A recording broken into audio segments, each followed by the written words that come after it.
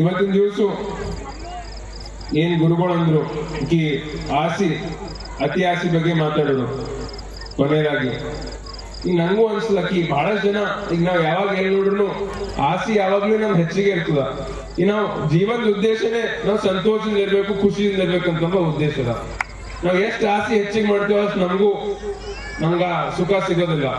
ಒಂದ್ ಚಿಕ್ಕ ಉದಾಹರಣೆ ನನ್ ಬಗ್ಗೆ ಹೇಳಕ್ಕೆ ಸುಮ್ಮನೆ ನಮ್ ಜನರು ನನ್ಗೆ ಹಿಡ್ಕೊಂಡು ಎಲ್ಲರೂ ಇಟ್ಕೊಂಡು ನಾನು ಲೋಕಸಭಾ ಸದಸ್ಯ ಆಗಿ ನನ್ನ ಒಂದು ಚುನಾವಣೆ ಫಲಿತಾಂಶ ಬಂತು. ನಾ ಗೆದ್ಮೇಲೆ ಎಷ್ಟೋ ಜನ ಬಂದು ನಂಗೆ ಭೇಟಿ ಮಾಡಿದಾಗ ಅವರು ಅಭಿನಂದನೆಗಳು ನೀವು ಗೆದ್ದಿರಂತಂಬಕ್ಕಿಂತ ಮುಂಚೆ ನಮ್ ಸರ್ಕಾರ ಬಂತಂದ್ರೆ ನೀವು ಸಚಿವರಾಯ್ತೀರಿ ಅಂತ ಅನ್ನತ್ತಾರೆ.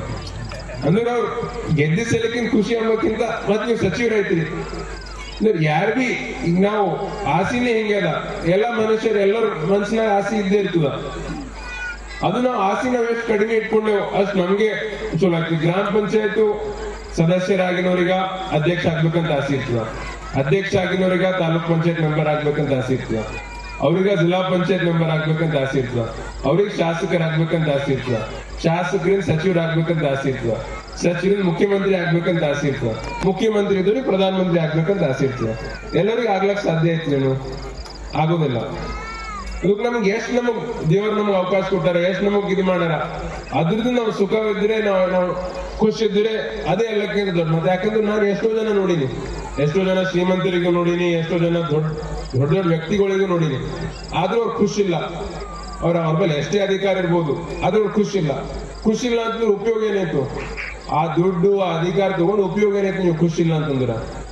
ಅದಕ್ಕೆ ನನ್ನ ಅಭಿಪ್ರಾಯ ಪ್ರಕಾರ ನಾವು ಯಾರಿಗೂ ಕಂಪ್ಯಾರಿಸನ್ ಮಾಡಬಾರ್ದು. ನಾವೇನ್ ಮಾಡ್ತೀವಿ, ಪಕ್ಕದಾಗ ಯಾರೋ ಇರ್ತಾರ, ಅವ್ರ ಕಾರ್ ತಗೊಂಡ್ರ ಅಥವಾ ಅವ್ರು ಒಳ್ಳೇದ್ ಮಾಡತ್ತಾರ, ಬಿಸ್ನೆಸ್ ಚಲೋ ಮಾಡಿಲ್ಲ ಅಂತಂದ್ರೆ ನಾವ್ ಅವ್ರಿಗೆ ಕಂಪೇರ್ ಮಾಡ್ತೀವಿ, ಈ ನಮಗೂ ಅದು ಆಗ್ಬೇಕಾಗಿತ್ತಪ್ಪ ಯಾಕಾಗಿಲ್ಲ ಅಂತ. ನಾವು ಕಂಪೇರ್ ಮಾಡ್ತೀವಿ ಅಷ್ಟು ನಮ್ಗೆ ಆ ಸುಖ ಸಿಗೋದಿಲ್ಲ. ಅದಕ್ಕೆ ನನ್ನ ಅಭಿಪ್ರಾಯ ಪ್ರಕಾರ ನಾವು ಯಾರಿಗೂ ನಾವು ಕಂಪೇರ್ ಮಾಡೋದ್ರಲ್ಲಿ ಆಸೆ ನಾವು ಕಡಿಮೆ ಇಟ್ಕೊಂಡೆ ನಾವು ಒಳ್ಳೆ ರೀತಿಯಲ್ಲಿ ನಾವು ಜೀವನ ಮಾಡ್ಬೇಕು ಅಂತ ನನ್ನ ಆಸೆ. ಅದ್ರ ಜೊತೆ